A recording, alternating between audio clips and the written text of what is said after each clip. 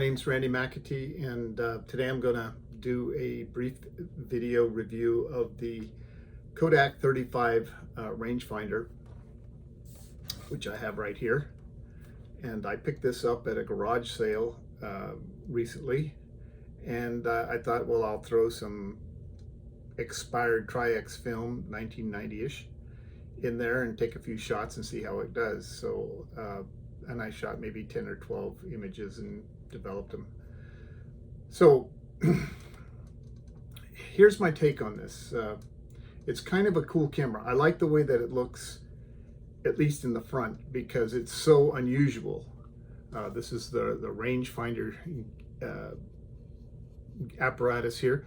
This rangefinder doesn't work entirely. It's kind of, half-assed. And the image inside where you do the range finding is not right. It's like too dark to see, so it would need repair if it can be repaired. I don't know. I really haven't looked into this much. So let's just go over the basic features. This here is your focus, and down here you have your f-stop, and you can see the range here. What is it? I think it's like I think that's f16, and this is 3.5. And then up here you have your speeds, and the speed is from T and B, and then 1/10 of a second to 1/200th of a second. So nothing fast here. And the lens, it's a 50 millimeter f3.5 Anastar lens, Kodak Anastar lens. So there you have it. That's the front. It's pretty simple operation. Now you wind it, of course, up here, and when you wind it, each time you wind it, you have to push this in, this here. You have to push that in and then wind it, and then it'll stop, and then you can take your picture, which you do by depressing the lever right here. You see it's got this little, okay, there's the film counter, and here's your rewind knob here, and it's got some information on the top, so if you need to, I don't know how to use it, but anyway, it's there. Now I'm going to turn this thing around, and here's what I really don't like about the camera is that's your rangefinder. Try looking through that thing. Well, this one, like I said, it's where it's split, the bottom part is too dark to actually make out what's going on. So plus it's a little bit off, I could tell, but that sucks. And this viewfinder is really not all that much better. So two main reasons I wouldn't be interested in shooting this much, other than for just for the heck of it, and because it's so unusual. But otherwise, it's not really a camera that I would probably say, hey, I'm going to take this out,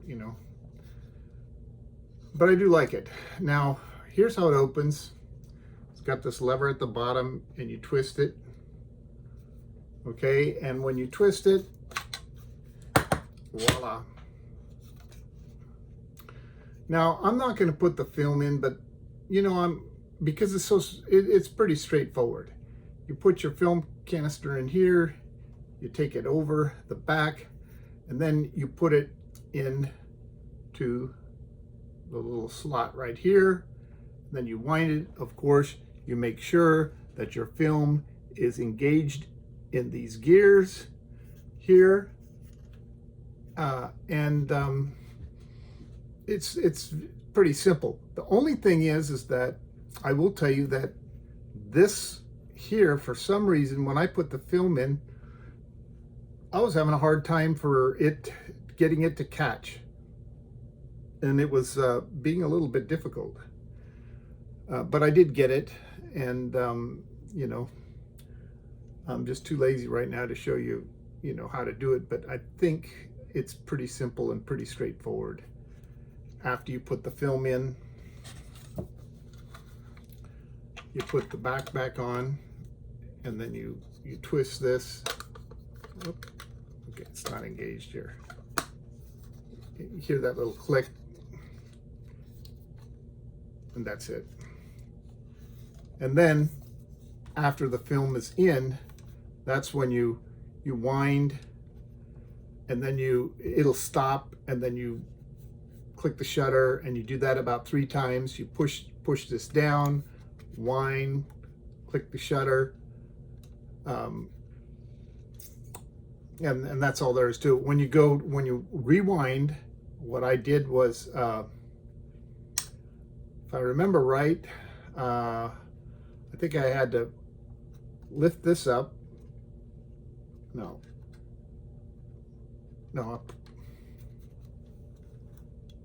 Yes. You lift this up a little bit, and then you twist this, and I think I might have had to push this down too. But it was pretty straightforward. Anyway, that's the camera. I'm not going to spend much time on it beyond this, simply because, like I said, not my favorite piece of equipment. I kind of understand why Kodak went bankrupt. This American engineering doesn't compare to some of the German engineering and other cameras probably of its day. But then, it's probably a cheap entry-level camera. I don't know. But that's it. And here's a few images that I took, and I used the same film in other cameras. And when I used it in other cameras, I will say that I did get better results. So I'm going to attribute that to probably just the lens not being a very good quality lens, because I shot it on a Nikon F3, some Tri-X, with a Nikon 1.4 lens, and I shot it on I can't remember, maybe it was it was an Argus brick, and the C3, and I got really good results on the C3 too, way better than this camera. So like I said, I'm assuming it's the lens. Anyway, there's probably a lot of these things out there, and they're cheap. I really haven't looked into them. I know I paid $20 for that. So, considering that it works, but not entirely, just a collector piece. Anyway, that's all for now. Thanks for joining. Until next time, I got a bunch of more cameras to go over here. Just a matter of getting around to it. So long for now.